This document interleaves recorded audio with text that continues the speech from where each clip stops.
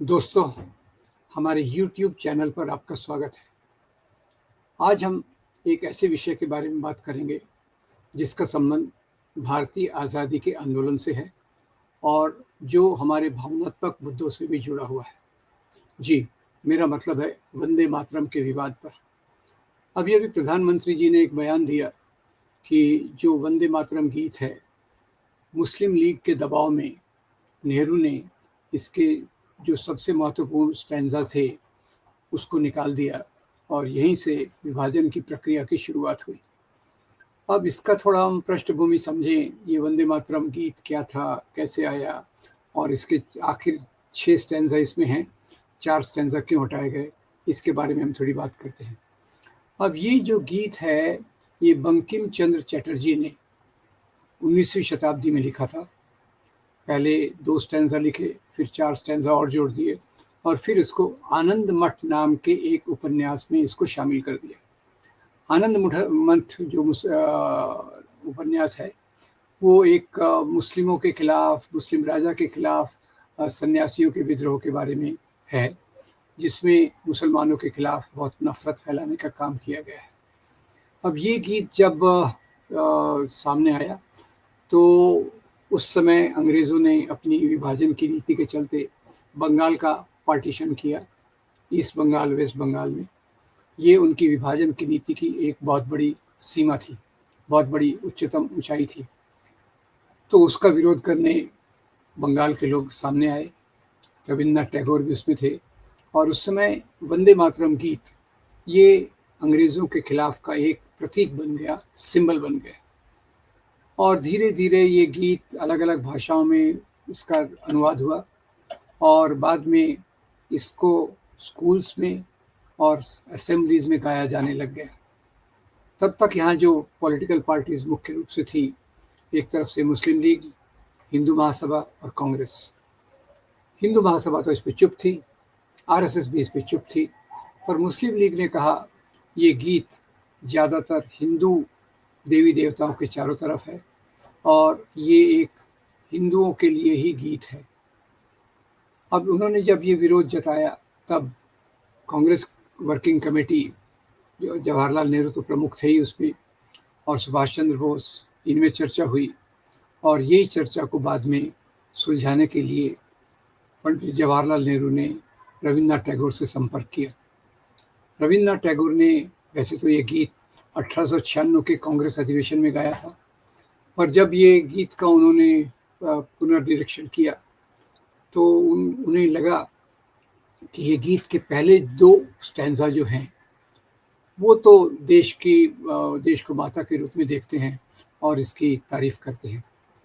पर जहाँ तक सवाल है बाकी स्टैंज़ाज़ का, जैसे मैंने कहा 6 स्टैंज़ा हैं, पहले 2 स्टैंज़ा तो हैं जो केवल भारत माता की अर्चना में लिखे गए हैं और बाकी के 4 स्टैंज़ा जो हैं, वो हिंदू देवी देवता, खासकर से देवियाँ, दुर्गा, लक्ष्मी, सरस्वती, इनके तारीफ़ में लिखे गए हैं। तो रविन्द्रनाथ टैगोर ने राय दी कि इसके पहले 2 स्टैंज़ाज़ को तो हमें स्वीकार करना चाहिए और बाकी के 4 स्टैंज़ाज़ को ये स्वीकार करना एक धर्मनिरपेक्ष बनने वाले देश के लिए उचित नहीं होगा।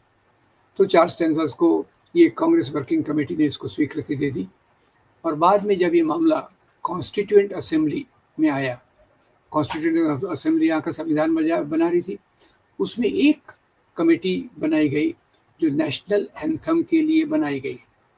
अब नेशनल एंथम के लिए जो कमेटी बनाई गई, उसमें 2 नाम मुझे याद हैं, भीमराव बाबा साहब अम्बेडकर और कन्हैयालाल माणिकलाल मुंशी। इन्होंने नेशनल एंथम के लिए 3 गीतों के बारे में चर्चा की। पहला, सारे जहाँ से अच्छा हिंदुस्तान हमारा, दूसरा, जन गण मन अधिनायक जय हे और तीसरा, वंदे मातरम। अब सारे जहाँ से अच्छा हिंदुस्तान हमारा, ये गीत को स्वीकार नहीं किया गया क्योंकि इसको लिखने वाले जो थे सर मोहम्मद इकबाल, वो पाकिस्तान के समर्थक बन गए थे, इसलिए इस गीत को रिजेक्ट कर दिया।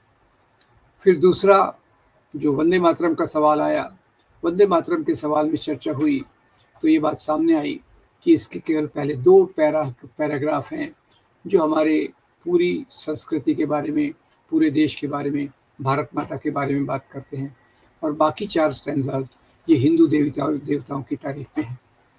तो उन्होंने पहले 2 स्टैंजाज को राष्ट्रगान का दर्जा दिया, और जो जनगण मन अधिनायक जो है उसको नेशनल एंथम, राष्ट्रगीत का दर्जा दिया।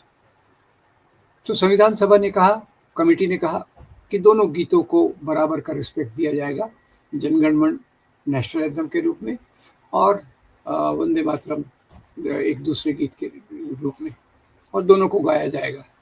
और यह परंपरा चल पड़ी। फिर जनगण मन अधिनायक में देश की पूरी विविधता थी। जनगण मन अधिनायक में पंजाब, सिंध, गुजरात, मराठा, द्राविड़, उत्कल, बंगा, इन्हें पूरे देश को एक प्रकार से नमन करने की बात थी। इसे गीत फिर सब पूरे विदेशों में भी ये गीत का ज़्यादा प्रचार हुआ, और वंदे मातरम यहाँ एक राष्ट्रगीत के रूप में रखा गया, बराबरी का दर्जा था, तो उसमें कोई भेदभाव नहीं था।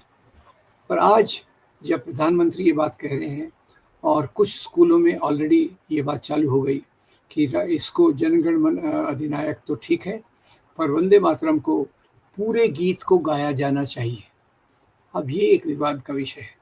इसके पहले मैं इसके बारे में बात कर लूँ कि इस गीत का भारत के विभाजन से ज़्यादा संबंध नहीं था। हाँ, ये मुस्लिम लीग की मांग थी, क्योंकि मुस्लिम लीग मानती थी कि इसमें हिंदू देवी देवताओं की तारीफ है और इस्लाम में मूर्ति पूजा भी वर्जित है और अल्लाह के सिवा किसी की इबादत नहीं की जाती। तो इसलिए ये एक उचित जायज़ मांग थी जो संविधान सभा ने स्वीकार की, क्योंकि हम एक धर्मनिरपेक्ष देश बन रहे थे। तो उसी के आधार पे इस प्रकार का निर्णय हुआ। भारत का विभाजन जो है उसको छोटे में बता दूं, भारत के विभाजन का मुख्य कारण अंग्रेज़ों की फूट डालो और राज करो की नीति। सांप्रदायिक राजनीति में 1923 में विनायक दामोदर सावरकर ने अपनी किताब हिंदुत्व और हूज़ ए हिंदू में स्पष्ट रूप से कहा, इस देश में 2 राष्ट्र हैं, एक हिंदू राष्ट्र और दूसरा मुस्लिम राष्ट्र। क्योंकि मुस्लिम राष्ट्र माइनॉरिटी में है, ये देश प्राथमिक रूप से हिंदुओं का है, तो मुसलमानों को एक दुय्यम दर्जे पे रखना चाहिए। तो यहाँ से सांप्रदायिक राजनीति को जो शुरुआत हुई, इन्होंने भी अंग्रेज़ों की फूट डालो और राज करो की नीति को मदद की। जबकि यहाँ का राष्ट्रीय आंदोलन, भगत सिंह जैसे लोग, अंबेडकर जैसे लोग और पूरा भारतीय राष्ट्रीय कांग्रेस, ये इसको पूरा एक देश समझ के चल रहा था। और बाबा साहब ने तो यहाँ तक कहा कि इस्लाम के नाम पे अगर पाकिस्तान बना तो ये पूरे देश के लिए एक बड़ा दुर्भाग्य होगा, क्योंकि इससे हिंदू राष्ट्र के मूल्य ऊपर आ सकते हैं जो यहाँ के लोगों के लिए बहुत नुकसानदायक होंगे। ये मोटे तौर पे इसका विवाद था, और इसी के कारण बाद में अंग्रेज़ों को भी चाहिए था कि उनके यहाँ से जाने के बाद इस क्षेत्र में उनका दबदबा बना रहे, इसलिए वो देश का विभाजन करना चाहते थे। क्योंकि भारतीय राष्ट्रीय आंदोलन में ज़्यादातर लोग समाजवादी थे, सोशलिस्ट थे। नेहरू, सुभाष चंद्र बोस, जयप्रकाश नारायण, रामनारायण लोहिया, ये सब समाजवादी थे। तो उन्हें लगा कि ये अगर देश आज़ाद हुआ, एक क्षेत्र रहा, तो ये तो रशिया के साथ अलाय हो जाएगा जो कम्युनिस्ट है, वो उन्हें मंजूर नहीं था। तो अपनी मक्तेदारी रखने के लिए उन्हें देश का एक टुकड़ा चाहिए था, जिसके रूप में उन्होंने पाकिस्तान को सामने रखा। और इसी प्लान को लेकर लॉर्ड माउंटबेटन आए।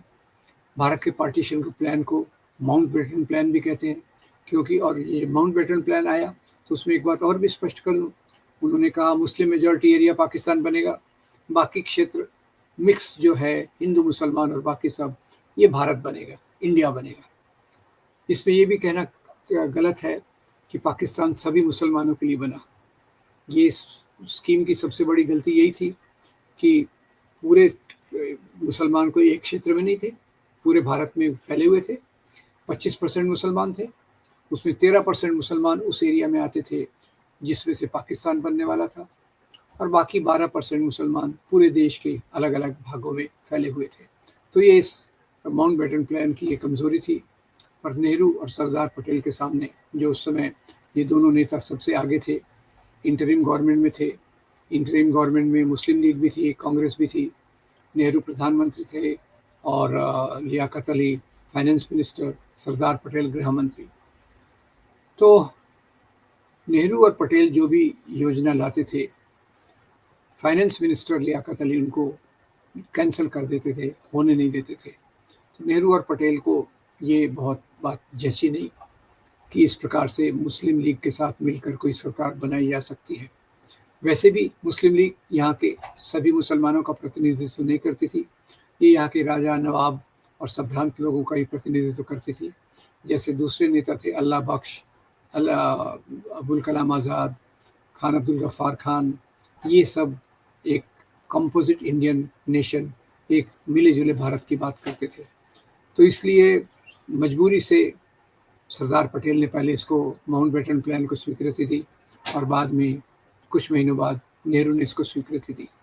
तो वंदे मातरम को गीत को आज फिर से क्यों उभारा जा रहा है? क्योंकि यह एक पहचान का मुद्दा है। बीजेपी पहचान के मुद्दों पे काम करती है, नफरत फैलाती है। अब ये गीत अगर कंपलसरी किया गया पूरे रूप में तो कई मुसलमान कहेंगे ये तो भाई हमारे धर्म के खिलाफ है। मेरे ख्याल से उन्हें इस बारे में चुप रहना चाहिए, कुछ कमेंट ही नहीं करना चाहिए, जो होगा होगा। क्योंकि ऑलरेडी मुस्लिम कम्युनिटी के सामने बहुत बड़ी समस्याएं हैं।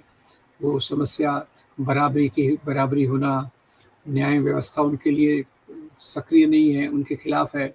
ये सब चीज़ें ज़्यादा महत्वपूर्ण होना चाहिए और पहचान का मुद्दा बीजेपी को करने देना चाहिए।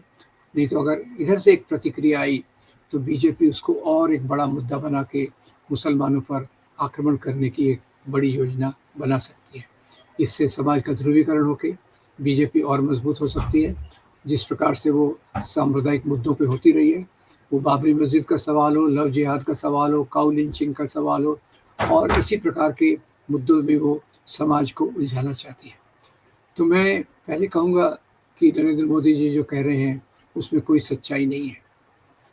इसको नेहरू नहीं बल्कि कॉन्स्टिट्यूएंट असेंबली ने इस प्रकार से स्वीकार किया था।